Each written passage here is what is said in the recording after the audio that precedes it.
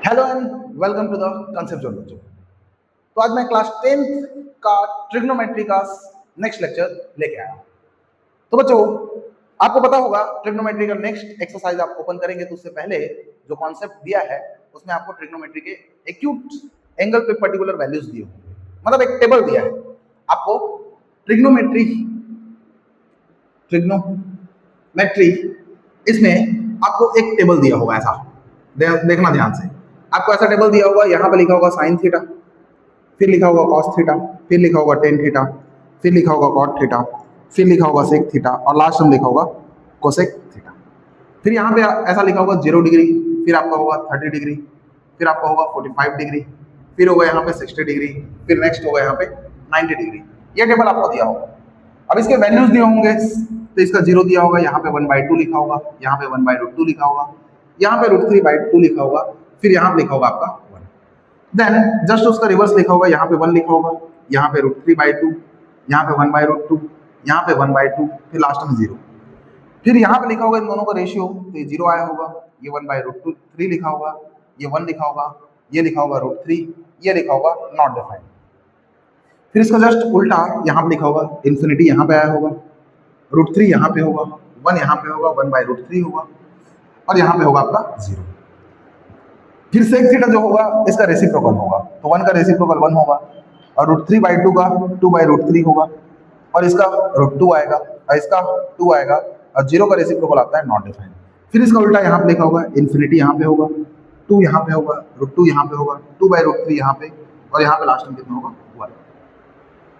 तो बच्चों आप लोग को 100% ये टेबल याद करना ही पड़ेगा। अब ये टेबल आपको याद रहेगा तब जाकर ट्रिग्नोमेट्री का ये वाला एक्सरसाइज आपसे बन पाएगा। और ये टेबल आपको याद नहीं रहा तो बहुत बड़ा गड़बड़ी है, क्योंकि ये टेबल आपको याद करना इतना जरूरी है जितना जरूरी मेरे ख्याल से और कुछ ट्रिग्नोमेट्री में नहीं होगा। क्यों? क्योंकि आप 11th क्लास में साइंस सब्जेक्ट लेके पढ़ते हैं तो 11th क्लास में फिजिक्स में बहुत ज्यादा यूज इसका दिखेगा। मैथ लेके पढ़ेंगे तो मैथ में ऑफकोर्स ट्रिग्नोमेट्री का आगे ग्रुप है, तो वहाँ पे एंगल्स वाला बहुत काम होता है, खासकर फिजिक्स में बहुत यूज होता है। ठीक है, आपका 12th क्लास जाएंगे, 12th क्लास में इसका यूज है, कॉलेज में भी पढ़ेंगे तब भी इसका यूज है। तो आपको यहाँ पे एंगल वाइज इन सब का रेशियो ये टेबल आपको पता होना चाहिए, और नहीं पता होगा तो आपके लिए हमेशा ये बोझ रहेगा, आपको समझ नहीं आएगा, आपसे बनेगा नहीं। लेकिन सबसे बड़ी बात चुनौती ये होता है कि भाई ये टेबल हम याद कैसे करें। हमारे लाइफ में तो ये पहली बार है, अब इतना बड़ा टेबल कैसे याद करें, कैसे याद करें। साइन 0 0 होता है, साइन 30 1/2 होता है, साइन 45 1/√2 होता है। या सर अभी ट्रिक से कुछ ट्रिक से इसको लिख रहे थे, वो ट्रिक सर बताएंगे तो हमको ये लिखना आ जाएगा, तो टेबल को हर बार बनाएंगे उसके बाद वैल्यू को लिखेंगे। तो मैं बताता हूँ ये सब आपको करना नहीं है। यदि आप ऐसे याद करेंगे तो मेरे ख्याल से जो बच्चा टॉपर है, जो बच्चा बहुत पढ़ना पसंद करता है, जो मार्क्स ज्यादा लाता है क्लास में, बढ़िया पढ़ाई में ध्यान देता है, वो बच्चा इसको रट्टा मार लेगा कैसे भी करके, चलो आज तो सर बोले रट्टा मार लेते हैं। लेकिन यहीं पे कोई कमजोर बच्चा है जिसको मैथमेटिक्स तो बिल्कुल बचपन से ही पसंद नहीं है, लेकिन क्लास 10th है, बोर्ड है, पढ़ना पड़ेगा करके पढ़ रहा है, वो बच्चा तो थक जाएगा, बोलेगा भाड़ में जाए, हमको नहीं चाहिए इसमें से नंबर, वो छोड़ देगा इसको। तो इतना बड़ा टेबल को याद करेगा नहीं, ये बोझ हो जाएगा। तो बच्चों पहली बात तो आप लोग का पहला सवाल ये होना चाहिए, कभी भी ये सब देखते हो तो पहला आपका सवाल होना चाहिए, किसी भी जगह पढ़ाई कर रहे हो तो आपका सवाल ये होना चाहिए कि भाई साहब ये टेबल बना कैसे। आप बोल रहे हो साइन थीटा साइन 0 डिग्री 0 होता है, आप बोल रहे हो साइन 30 डिग्री 1/2 होता है, आप बोल रहे हो साइन 45 डिग्री 1/√2 होता है, तो ये बात कैसे होता है प्रूफ करो। क्योंकि लास्ट लेक्चर में आपने पढ़ा है कि मैं बताया हूँ ट्रिग्नोमेट्री का तोड़ दिया था दो पार्ट में, एक ट्राइगोन और एक मेट्रॉन में। ट्राइगोन मतलब ट्राइंगल, मेट्रॉन मतलब मेजरमेंट। तो ट्राइंगल का मेजरमेंट, और यहाँ पे कैसा ट्राइंगल अपन यूज करते हैं, राइट एंगल ट्राइंगल यूज करते हैं। अब राइट एंगल ट्राइंगल में 3 साइड होता है, तीनों साइड का एक पर्टिकुलर नाम बताया था। एक को थीटा के हिसाब से परपेंडिकुलर बोलेंगे, एक को बेस बोलेंगे और 90 डिग्री सामने वालों को हाइपोटेनस बोलेंगे। तो परपेंडिकुलर, बेस, हाइपोटेनस करके अपने पास 3 साइड आ गए थे राइट एंगल ट्राइंगल के। इसके बाद मैं बताया कि भाई आप ट्रिग्नोमेट्री पढ़ते हैं तो यहाँ पे ट्रिग्नोमेट्री में 6 रेशियोज डिफाइन है, 6 रेशियोज डिफाइंड है। एक होता है आपका साइन थीटा, दूसरा होता है cos theta, tan theta, cot theta, sec theta, cosec theta. इतना आपको पता है। अब ये रेशियो आपको पता है तो भैया यहाँ पे रेशियो वर्ड आए, रेशियो मतलब 100% न्यूमरेटर बाय डिनोमिनेटर होगा कुछ। भाई ट्रिग्नोमेट्री रेशियो बोला साइन थीटा, तो साइन थीटा क्या होगा, न्यूमरेटर बाय डिनोमिनेटर के फॉर्म में कुछ होगा, रेशियो में होगा। वैसे कॉस थीटा रेशियो में होगा, टेन थीटा रेशियो में होगा, क्योंकि ट्रिग्नोमेट्री रेशियो है। तो यहाँ पे ऐसा करके आपको बताया, और यहाँ पे ट्रिग्नोमेट्री रेशियो 6 टाइप के होते हैं, और ये सब रेशियो किससे बनता है, यही परपेंडिकुलर, हाइपोटेनस और बेस के रेशियो से बनते हैं। तो साइन थीटा आता है perpendicular by hypotenuse, cos theta आता है base by hypotenuse, tan theta आता है परपेंडिकुलर बाय बेस, वैसे कॉट थीटा आता है base by perpendicular, sec theta आता है हाइपोटेनस बाय बेस, और कोसेक थीटा आता है हाइपोटेनस बाय परपेंडिकुलर। ये सब रेशियोस हैं। अब ये फॉर्मूला कहां से आया करके मत पूछना, ये डेफिनेशन है, समझ लो। ठीक है, जैसे कि मैं किसी फ्रैक्शन को फ्रैक्शन कब बोलता हूं, जब वो न्यूमरेटर बाय डिनोमिनेटर के फॉर्म में लिखा हूं। ठीक है, जिसमें न्यूमरेटर आपका क्या हो, छोटा, और डिनोमिनेटर क्या हो, बड़ा, ऐसा ही बोल सकते हो आप, फ्रैक्शन बोल सकते हो। या रेशनल नंबर किसको बोलते हैं, जिसको पी बाई क्यू फॉर्म में लिख सकते हैं। ठीक है, और इरेशनल नंबर किसको बोलते हैं, जिसको पी बाई क्यू फॉर्म में नहीं लिख सकते। आपको सब चीज का डेफिनेशन पता है। ऐसी टाइप का ट्रिग्नोमेट्री रेशियोज का एक डेफिनेशन है, फॉर्मुला नहीं है कि sine theta equal to perpendicular by hypotenuse, formula नहीं है भाई, ये डेफिनेशन से आता है।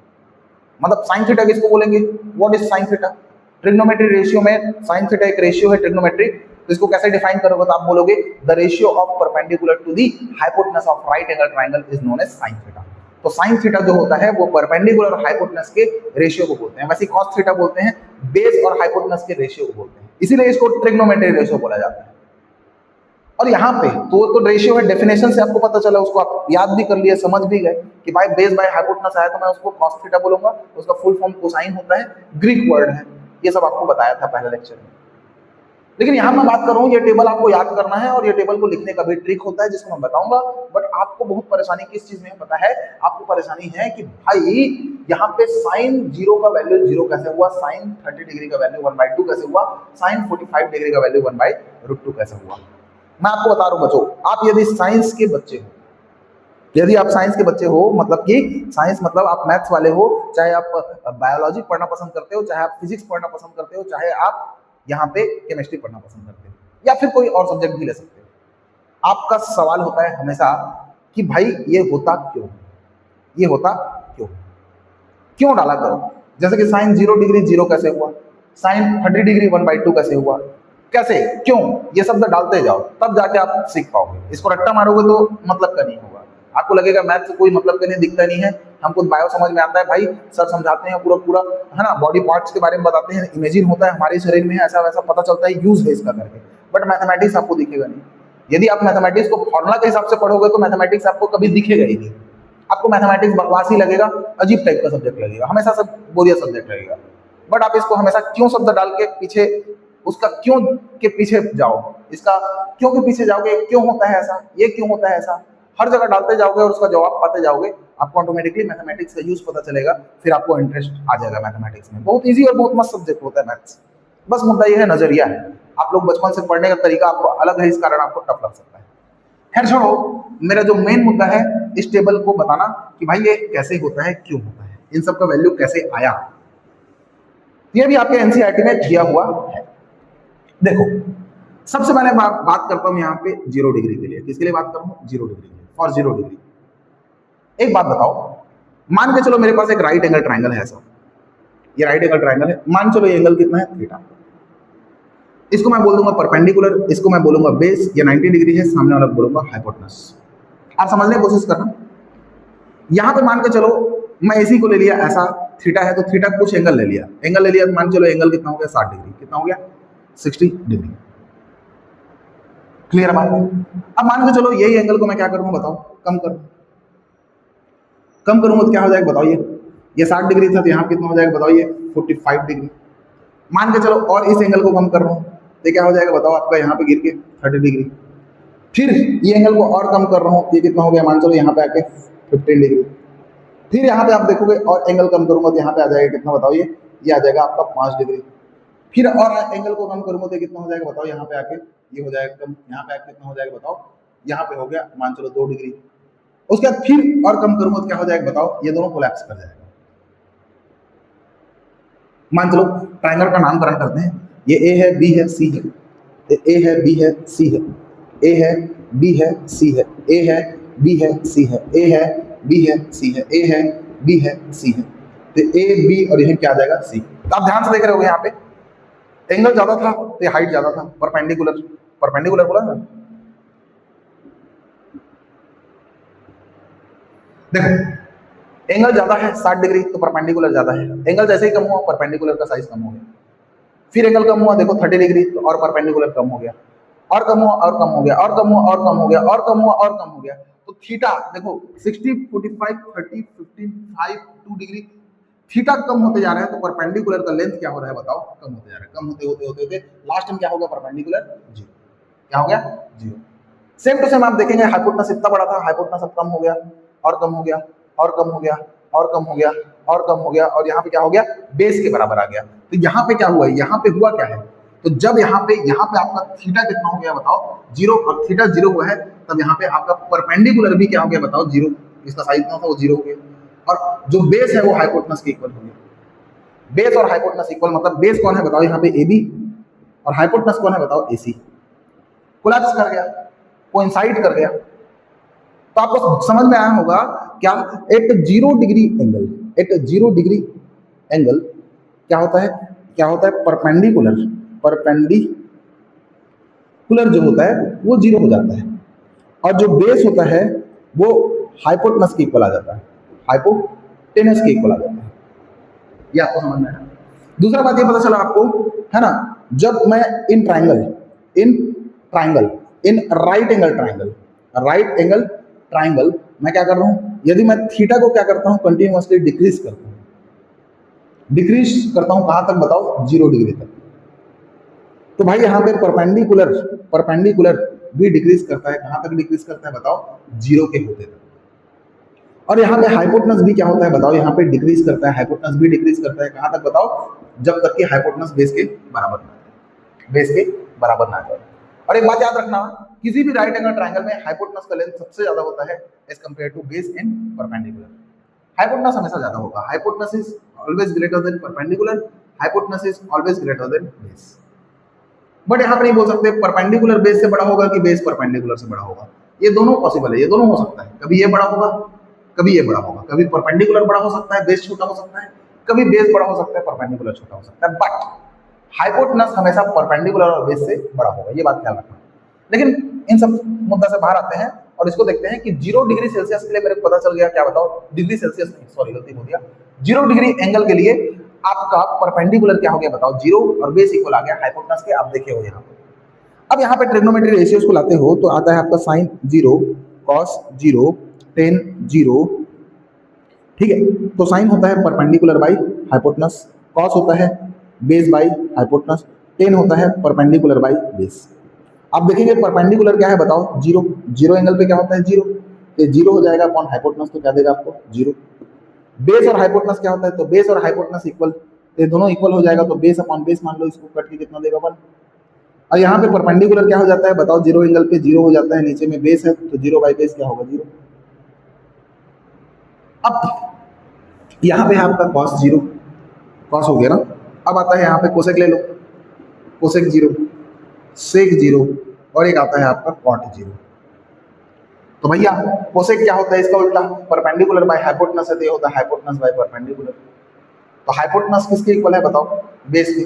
परपेंडिकुलर क्या है, 0, तो अपॉन में कभी भी 0 आता है तो नॉट डिफाइन मिलता है, not define infinity. Sec theta उल्टा होता है इसका, ये बेस बाय हाइपोटेनस है, तो ये होगा हाइपोटेनस बाय बेस। अब हाइपोटेनस और बेस तो सेम है, तो सेम है तो इसको बेस अपॉन बेस करके काट दे, कितना मिलेगा बताओ, 1। कॉट क्या होता है, इसका उल्टा, ये परपेंडिकुलर बाय बेस होता है टेन थीटा, तो कॉट थीटा होता है बेस बाय परपेंडिकुलर, तो बेस के नीचे में आ जाएगा 0, और अपॉन में 0 आता है, क्या देता है, नॉट डिफाइन। तो इस तरीके से आप बोल सकते हो कि 0 डिग्री एंगल भी ये होता है करके। तो अभी टेबल में बनाया था, आप देखे होंगे, टेबल बनाया था, आप टेबल को अभी वीडियो को बैक करो और टेबल में जाके देखो, टेबल में आपको दिखेगा क्या, 0 डिग्री ऐसा लिखा है, और यहाँ पे लिखा है आपका sine theta, cos theta, tan theta, cot theta, sec theta, cosec theta, ऐसा लिखा है। और यहाँ पे 0 डिग्री के नीचे वाला लाइन को देखना, यहाँ पे आपका लिखा है कितना है बताओ, 0 आया है, ये 1 आया है, और ये कितना आया है, 0 आया है। फिर आपका कॉट थीटा आया है कितना बताओ, इन्फिनिटी आया है, फिर 1 आया है, और ये भी कितना दिया है, इन्फिनिटी। ये लाइन आपको दिखेगा, 0 डिग्री के नीचे वाला लाइन को देखना, यही दिखेगा। इसको हमने प्रूफ कर दिया अपने ट्राइंगल के नॉलेज से। तो समझ रहे हो बात को, आप ऐसे याद करेंगे तो आपको याद होगा, अदरवाइज याद नहीं होगा। ठीक है, मैं इसको मिटाता हूँ।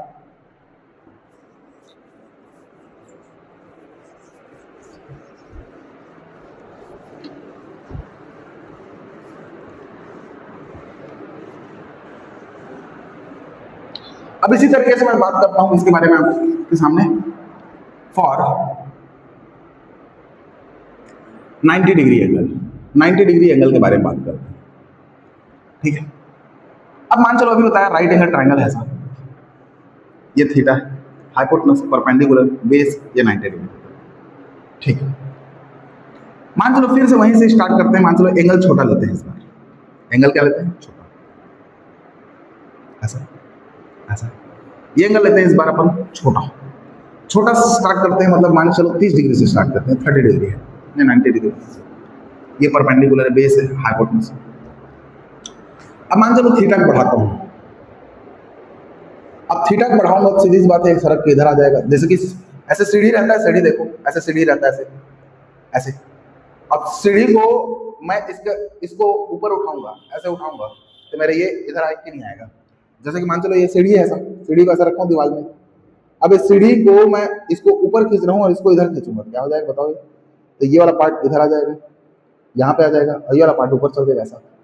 तो देखो यहाँ पे एंगल कम था, अब यहाँ पे एंगल ज्यादा हो गया, तो ऐसे ही एंगल को बढ़ाऊंगा तो ये बेस इसके पास आ जाएगा और ये लाइन ऊपर जाएगा, तो ऐसा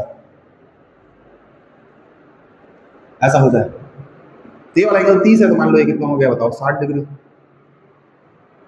मान के चलो यही जैसा है, और आगे ले जाऊंगा तो और एंगल बढ़ जाएगा, तो भाई यहाँ कितना हो जाएगा, मान चलो ये तुम्हारा 75 डिग्री हो गया। अब भाई और आगे ले जाऊंगा तो और आगे ले जाऊंगा तो ऐसा हो जाएगा, यहाँ पे ये आधा हो जाएगा और यहाँ से एंगल ऐसे बढ़ जाएगा और ये हो जाएगा मान चलो 80 डिग्री। तो और आगे जाऊंगा तो क्या हो जाएगा, ये ऐसा हो जाएगा और यहाँ पे हो जाएगा सेम। मान के चलो यहाँ पे नामकरण करते हैं, ये ए है, ये बी है, ये सी है, ये ए है, ये बी है, ये सी है, ये ए है, ये बी है, ये सी है, ये ए है, ये बी है और ये सी है, और यहाँ पे ए और बी कोलैप्स कर गया और ये सी हो गया।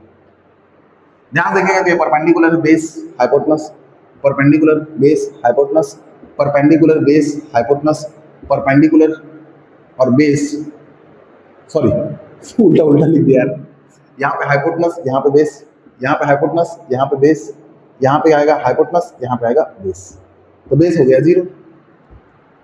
तो देखो जब एंगल 90 डिग्री हुआ, जब एंगल 90 डिग्री हुआ तो बेस क्या हो गया, 0। तो आपको यहाँ पता चला कि भाई at 90 degree angle perpendicular, sorry base जो होता है बेस वो 0 हो जाता है और परपेंडिकुलर हाइपोटेनस इक्वल हो जाता है। देखो कोलैप्स कर गया, यहाँ पे एक दूसरे से कोइंसाइड कर गया, तो बेस और परपेंडिकुलर हाइपोटेनस क्या हो जाएगा, इक्वल। तो इस तरीके से आप यहाँ निकाल सकते हो साइन 90, कॉस 90, टेन 90। अब ये होता है परपेंडिकुलर बाय हाइपोटेनस, ये होता है बेस बाय हाइपोटेनस, ये होता है परपेंडिकुलर बाय बेस। देखो परपेंडिकुलर और हाइपोटेनस सेम है, ये दोनों सेम है, ये हाइपोटेनस बाय हाइपोटेनस को कट के बनाएगा। यहाँ देखो बेस कितना दिया है आपको, 0, तो 0 बाय हाइपोटेनस करोगे कितना आएगा, 0। बेस बाय परपेंडिकुलर, तो यहाँ पे बेस बाय परपेंडिकुलर, तो आप सॉरी परपेंडिकुलर बाय बेस है, तो परपेंडिकुलर हाइपोटेनस की इक्वल है, और बेस आपका 0 है, तो अपॉन में 0 आता है तो क्या देता है, इन्फिनिटी।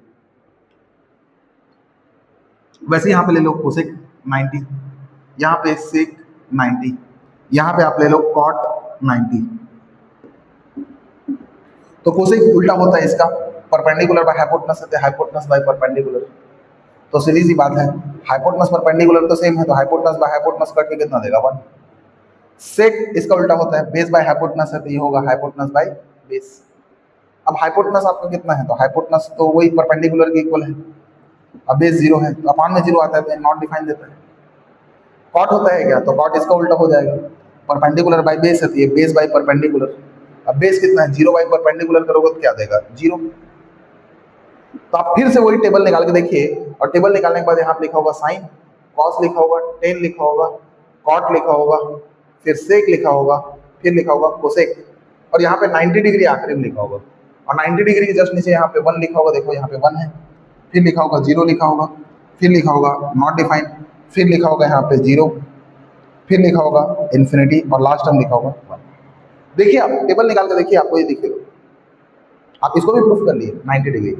अब बचा अपने पास 30 डिग्री, 45 डिग्री और 60 डिग्री, तो इसको मिटाते हैं, बाकी उन लोग को लाते हैं।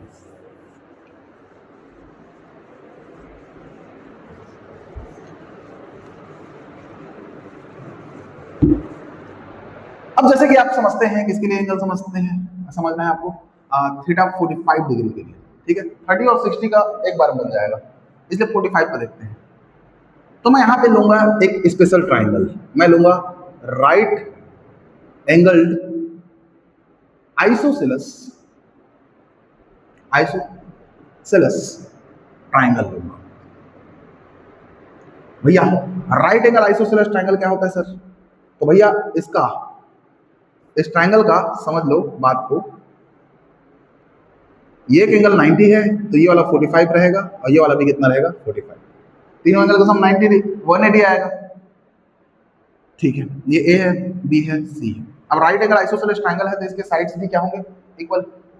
तो 45 के सामने वाला साइड मान लो ये ए है, तो इस 45 के सामने वाला साइड भी क्या होगा ए, आइसोसेलेस है, दो साइड इक्वल होगा, या इक्वल एंगल के अपोजिट साइड से इक्वल होंगे। अब यहाँ पे यूज करोगे आप पाइथागोरस थ्योरम। क्या यूज करोगे? Pythagoras theorem. ये क्या है? हाइपोटेनस। तो हाइपोटेनस का स्क्वायर होगा perpendicular square plus base square. तो एच स्क्वायर इक्वल टू क्या होगा? दोनों जोड़ के 2a स्क्वायर, और स्क्वायर को इधर ले जाओगे तो किसमें जाएगा? हाइपोटेनस रूट 2a स्क्वायर में। यहाँ रूट 2 a स्क्वायर में है तो रूट से बाहर आएगा तो a आ जाएगा। ठीक है सर, तो हाइपोटेनस आपको मिल गया रूट 2a, और ये इसको मिटा देता हूँ, ये 45 है, आपको पता ही है, ये 45 डिग्री है, सामने वाला परपेंडिकुलर बोलूंगा, इसको बेस बोलूंगा, ये हाइपोटेनस हो गया। ठीक है, ओके। अब आपको निकालना है साइन 45, कॉस 45, टेन 45। तो देखो साइन होता है base perpendicular by hypotenuse, perpendicular by hypotenuse.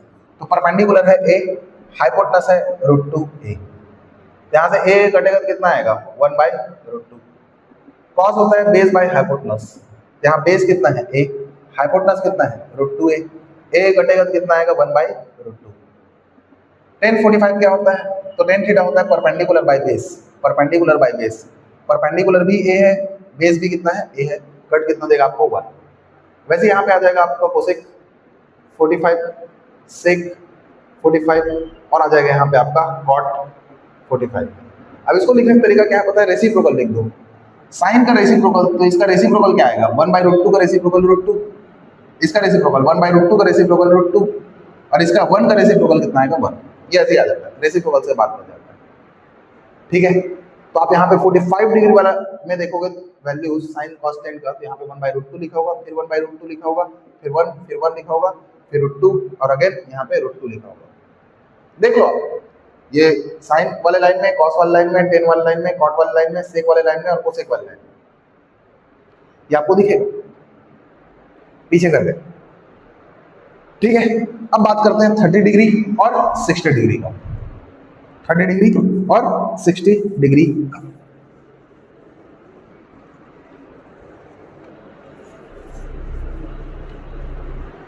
Okay, तो अब बात करते हैं for angle 30 degree and 60 degree. 30 और 60 डिग्री एंगल पे बात करते हैं। तो भैया यहाँ मैं लूंगा इक्विलेटरल ट्राइंगल लूंगा। कौन सा लूंगा? इक्विलेटरल ट्राइंगल लूंगा। अब इक्विलेटरल ट्राइंगल का खासियत बात ये होता है कि उसके सभी साइड इक्वल होते हैं, साथ ही साथ उसका सभी एंगल कितना होता है 60 डिग्री। ये 60, ये भी 60, ये भी 60, और साइड क्या है? तो मान चलो ये साइड कितना है a, यहाँ से यहाँ तक का लेंथ, इसका भी कितना हो जाएगा बताओ? यहाँ से यहाँ तक का लेंथ a, और यहाँ से यहाँ तक का लेंथ इसका भी मान लेते हैं a, तीनों साइड इक्वल। मान लो ये ट्राइंगल है a b c। अब यहाँ से परपेंडिकुलर बाइसेक्टर खींचना है मेरे पास। तो ये एंगल बाइसेक्टर भी होता है, यही परपेंडिकुलर बाइसेक्टर होता है, यही मीडियन होता है। इक्विलेटरल ट्राइंगल में एंगल बाइसेक्टर, परपेंडिकुलर बाइसेक्टर और मीडियन तीनों सेम चीज होता है, सिर्फ इक्विलेटरल ट्राइंगल में, याद रखना। तो 60 डिग्री है तो इसका आधा हो गया 30 हो जाएगा, ये 60 हो गया, ये 90। अब आप देखो मिड पॉइंट है डी, तो पूरा ए है, तो यहाँ से यहाँ तक कितना होगा बताओ? इसका आधा a/2। अब इस ट्राइंगल को अलग से यहाँ बना लो ऐसे, यहाँ पे 30 लिखो, यहाँ पे 60 लिखो, यहाँ पे 90 लिखो, फिर यहाँ पे ये इसको लिख दो AD, यहाँ पे लिख दो BD। अब BD आपको पता है कितना है a/2 है, और ये आपको पता है कितना साइड है बताओ a। आपको ये निकालना है, तो क्या यूज करोगे? क्या लगाओगे? Pythagoras theorem. तो पाइथागोरस थ्योरम लगाओ, क्या होगा? हाइपोटेनस का square equal to base square plus इसका स्क्वायर कर दो, इसका स्क्वायर मान लेते हैं, इसको क्या माने एडी, एडी का स्क्वायर, तो ए स्क्वायर इक्वल टू ए का स्क्वायर, 2 का स्क्वायर कितना हो जाएगा 4 प्लस एडी स्क्वायर। देखते जाओ, अब प्लस से इधर जाके इसमें जाएगा माइनस में, तो a square minus a square by 4 equal to AD square, तो 4 का इससे मल्टीप्लाई, तो 4 माइनस 1 कितना आएगा 3 a square by 4 equal to AD square आएगा। स्क्वायर को इधर ले जाओ, स्क्वायर इधर आएगा तो किसमें आएगा रूट में, तो रूट 3 हो गया, 4 का रूट होता है 2 और ए स्क्वायर में है तो रूट से बाहर आ जाएगा और यहाँ पे एडी हो जाएगा, तो एडी का वैल्यू आया √3/2, इसका वैल्यू आया √3/2 ए।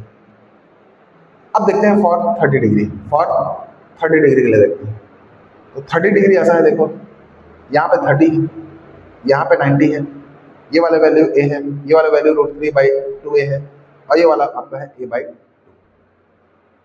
अब समझो एंगल के सामने वाला परपेंडिकुलर, तो ये परपेंडिकुलर है, 90 डिग्री के सामने वाला हाइपोटेनस, तो ये हाइपोटेनस है, तो बच गया वो बेस होगा। अब आपको निकालना है यहाँ पे साइन 30 cos 30 tan 30, तो आप वही जानते हो साइन 30 होता है परपेंडिकुलर बाय हाइपोटेनस, तो परपेंडिकुलर कितना है a/2 और हाइपोटेनस कितना है a कटेगा तो कितना बचा 1/2।